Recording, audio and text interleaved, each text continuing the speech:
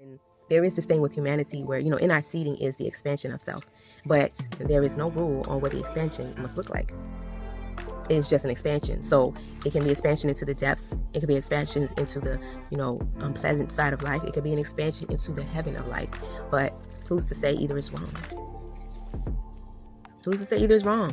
Like when we were in those spaces in our lives before we became a more enlightened individual, we were out here expanding in darkness, expanding in suffering, expanding in pain, expanding in whatever, lack of self-love, whatever that is, it's still an expansion because it's growing. You're growing in that direction. You know what I'm saying? And whether it's smaller or bigger, that's perspective still. So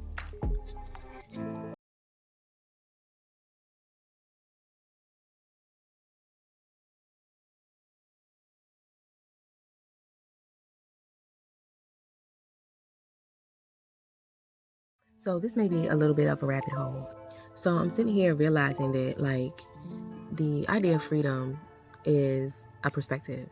And it is not that we don't have freedom, but if we choose to pick a perspective that doesn't allow us to have freedom, then we won't have a feeling of freedom in our lives. We won't exist where there is no have to do. There is no right and wrong. There is just experience. Like if we choose to pick the space in us that doesn't feel like freedom, then we will only exist from there. If freedom is the perspective, then it's like you really got to ask yourself, like, does it even matter? Like, what are we here for? Like, how are we supposed to be here? If there's really ultimately no rules on how you should live and be. And people say, oh, you should be this because this will bring you this, that, and the third. But what if you decide that those things don't matter to you? What if you're not pressed about manifestation? What if you are just wanting to experience life as a whole? Like, wouldn't it make sense to do it how you see fit? But I think that we can get this idea of discomfort with pain, and then we start playing a bunch of games around discomfort and pain. But if you unsubscribe from the victimhood concept, if you unsubscribe from what's right and what's wrong, if you unsubscribe from judgment, if you choose to disagree with those things being a part of your experience, you can experience life in a freedom that doesn't require for you to, I want to say, account for your experience in a way that would feel detrimental to your well-being.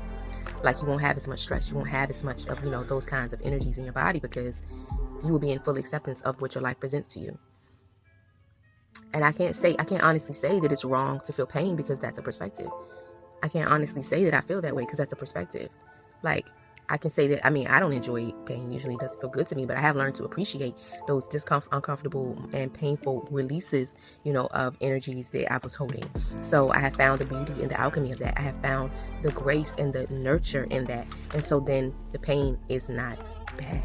It's just here, and it's just part of Earth. It's just part of the process. And ultimately, I don't make strides to avoid it, but I do decide to choose happiness. I do decide to choose that. So then I pick perspectives that offer me happy. And that means finding beauty in the variances of life and not finding judgment and honoring and becoming a witness to other people's experience as well, and not making it something wrong or right. And I don't know. I think my questions about now are more about what is the nature of our existence? Like, what is the nature of what we're doing here? Like, I know we all talking about this evolution in this fifth dimension, and I'm starting to detach from what this is here. We've been trained into, and I've been doing this for a while. I've been detaching for a while, but it's also just the thought of does it matter? And if we're still in the unfolding experience and there is no end game, then what are we doing exactly? What are we doing? I think the goals that we have, we talk about our astrology chart. Those are things we came in to experience. I don't feel like it means you need to learn this, or it means that you have to do da-da-da-da. No, you picked an experience. You picked some parents to match your experience, and then you navigate through life as you go. And maybe we did say, I want to do this, this, and that, because we felt like at the time we made that decision that was a good thing to do. And yes, our planet and what we do does affect other dimensions and their existence. So there's a ripple effect. That's a real thing. We are all here together, experiencing togetherness in the oneness. And I don't know. Freedom is a perspective. And then when you have the conversation of significance, what is the significance of a thing? That's also perspective. That's also another perspective. And so I think I'm realizing in this freedom, like, there is no room to judge what someone has become, because if they came in with certain things in their chart and they actually intended to be a balance, a being of, what's the word? How could I say this? A being in the balance where they are the opposing energy to a thing. Then maybe that intention was set and we look at them and kind of say, oh, they're wrong, they're bad people, da da da da. But what if that's what they came in to do? What if they've always been the good person and they decided this time they want to be the bad person? Like, how do we look at this? You know, like, there's a harmonization that happens in all things. Again, the alchemy of like a release is a perfect example of that. Like, you go into the pain and you come out with light. Like, so then maybe their intention to come in and be this disruption helps align us better with the thing that is good for us, because it shows us that discrepancy within us. It shows us what we're believing and what we're choosing, so we can continue to choose that, or we can choose something else. And so maybe these beings who, like, I don't know if anybody's ever seen this movie. It's something about Loki. It's a movie about Loki where they tell him that he can't be the good being. He has to be the being of disruption, because that's what he was created to be. And I was like, because I had that thought before. I had the thought before that the beings that come in and do the disruption are intentional. And then the thing that makes us be so, like, judgmental about these people is that they, or the opposite, we prospect, we choose that everyone should be good. We choose that, right? And then everybody who's not good has to be a problem. And the thing with choosing these perspectives is that there's always an opposing perspective. And if you choose to subscribe to that game, the game of greater than, less than, the grade of significant, insignificant, the game of race and separation, the game of victimhood versus empowerment. Like, if you choose to subscribe to the games, you get to play them until you say, okay, I'm done. The contract's over. I disagree. You know what I'm saying? So it's like those people who are placed there, they help to trigger those moments of decision, if you could say decision. You know, so I know that that's also perspective, but, you know, they help to trigger that experience. And it's not even always bad people, because, you know, you could have just met them at the wrong moment. They may not even really be bad people. You know what I'm saying? They could have just been feeling like they needed to do what they did at that moment because of however they was feeling. And that's just, you just happen to be the being who was there. So, and then we say they're a bad person off that one moment. So we're all things. We're all things. So in that awareness, it's hard to say that some person is a one thing, because they could change it in a minute. They could. And they could also just not be choosing that this lifetime, which is also okay, which is also important and a valuable thing.